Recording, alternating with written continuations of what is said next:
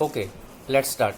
तो बच्चों, आपके पास जो डायरेक्ट इनडायरेक्ट स्पीच का पैम्पलेट है उसको सामने रखना है और आपको अपनी कॉपी में एकदम अच्छी राइटिंग में सबसे ऊपर डायरेक्ट इनडायरेक्ट स्पीच ऐसा हेडिंग लगाना है। उसके बाद फर्स्ट रो में यानी कि फर्स्ट लाइन में आपको स्टार लगाकर इसकी मेन चाबी लिखनी है और इसकी मेन चाबी है बोलना, अल्प विराम करके रिपोर्टिंग वर्ब, अल्प विराम करके सांभलनार और उसके बाद अल्प विराम करके संयोजक। आई रिपीट अगेन, सबसे पहले आपको लिखना है बोलनार, उसके बाद अल्प विराम करके आरवी यानी कि रिपोर्टिंग वर्ब, उसके बाद अल्प विराम करके सांभलनार और उसके बाद अल्प विराम करके संयोजक। अब उसके बाद आप लोगों को ये पैम्पलेट में ध्यान देना है जो मैं आपको टेबल 1 समझाने जा रहा हूँ। टेबल 1 में अगर आप देखो तो सबसे ऊपर लिखा है बोलनार, आई, मी, माई, माइन और माई सेल्फ। उसका मतलब ये होता है कि अगर वाक्य में आई, मी, माई दिया हो, आपके डायलॉग में, आपके वाक्य में अगर आई, मी, माई दिया हो तो आपको बोलनार के पास जाना है। मान लो कि जो बोलनार व्यक्ति है वो पुरुष है तो आई, मी, माई का होगा ही, हिम, हिज, और जो बोलनार व्यक्ति अगर स्त्री हो, नारी जाति हो तो आई, मी, माई का होगा शी, हर, हर। उसके बाद यू, योर दिया है, यू, योर के सामने लिखा है सांभलनार। इसका मतलब ये होता है कि अगर आपके डायलॉग में या तो वाक्य में यू, योर दिया है तो आपको जो सुनने वाला है, जो सांभलनार है, उसको देखना है। अगर जो सांभलनार अगर पुरुष हो तो उसका होगा ही, हिम, हिज, और स्त्री हो तो उसका होगा शी, हर, हर। उसके नीचे पुरुष के रूप दिए हैं, पुरुष के रूप होते हैं ही, हिम, हिज। उसके नीचे स्त्री के रूप दिए हैं, स्त्री के रूप होते हैं शी, हर। उसके बाद लिखा है बहुवचन डी, डी मतलब डायरेक्ट। तो अगर डायरेक्ट में वीएस अवर हो और अगर आपके डायलॉग में वीएस अवर दिया गया हो तो उसका होगा दे देम दे। लेकिन आप खास ध्यान रखना कि दे देम देर का वीएस अवर होता नहीं है, ये एक्टिव पैसिव वॉइस नहीं है, बराबर। वीएस अवर का होगा दे देम देर। तो ये हुआ आपका टेबल 1। मैं आपको बीच में याद दिला दूं कि डायरेक्ट इनडायरेक्ट स्पीच, ये जो डायरेक्ट इनडायरेक्ट स्पीच है वो 10वीं वालों को, ये जो डायरेक्ट इनडायरेक्ट स्पीच है वो 10वीं वालों को क्वेश्चन नंबर 45 में 3 मार्क्स के लिए पूछी जाती है और 12वीं वालों को क्वेश्चन नंबर 51 में 4 मार्क्स के लिए ये डायरेक्ट इनडायरेक्ट स्पीच पूछी जाती है, बराबर। तो जो मैं आपको जैसे जैसे समझाता जाऊँ वैसे वैसे आपको ये अपनी कॉपी में लिख देना भी है, बराबर। अब मैं आपको समझाने जा रहा हूँ टेबल 2। ये टेबल 2 है, उसमें टेंस के चेंजेस सब पूछे जाते हैं, बराबर। एक बाजू डायरेक्ट है और एक बाजू इनडायरेक्ट है।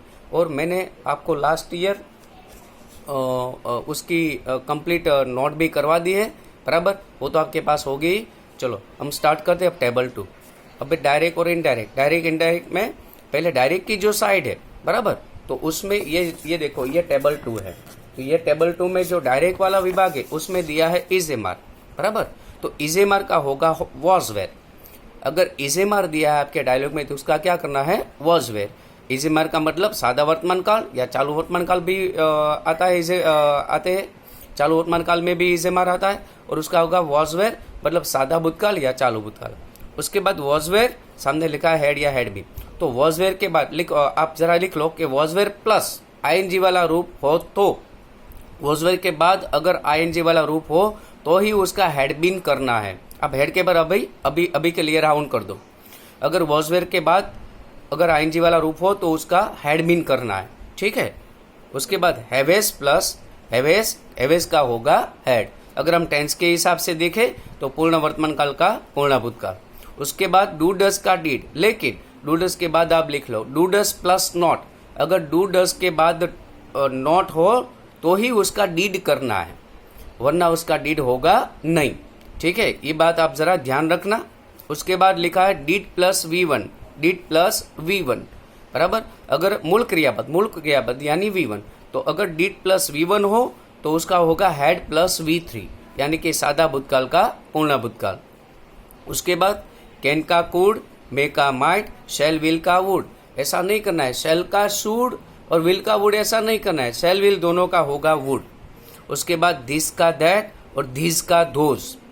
उसके बाद हियर का धेर, जस्ट नाउ और नाउ का देन, अगो का बिफोर, दस का सो, टुडे का दैट डे, टू नाइट का दैट नाइट, यस्टरडे का the previous day, last year और वीक का द प्रीवियस ईयर और वीक, टुमारो का द नेक्स्ट डे का the following day, the next year और वीक का द फॉलोइंग ईयर और वीक। जो लास्ट वाली जो दो लाइन है वो जरा आप ज्यादा इंपॉर्टेंट है।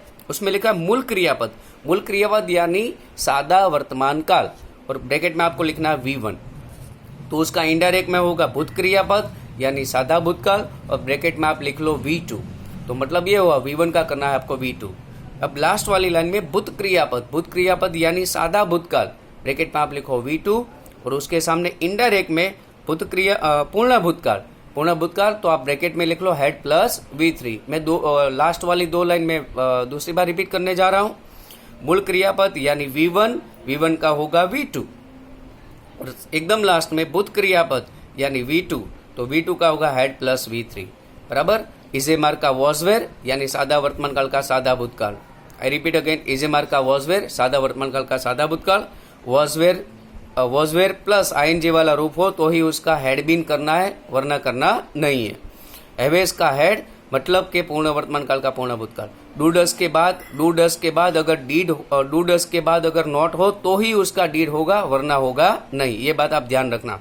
डीड प्लस मूल क्रियापद यानी कि सादा भूतकाल, डीड प्लस V1 मूल क्रियापद यानी V1, डीड प्लस V1 यानी सादा भूतकाल, उसके सामने हेड प्लस V3 यानी पूर्ण भूतकाल। ओके, इसके बाद के वीडियो में मैं आपको टेबल 3 समझाने जा रहा हूं, इसलिए आप टेबल 3 के लिए रेडी हो जाओ।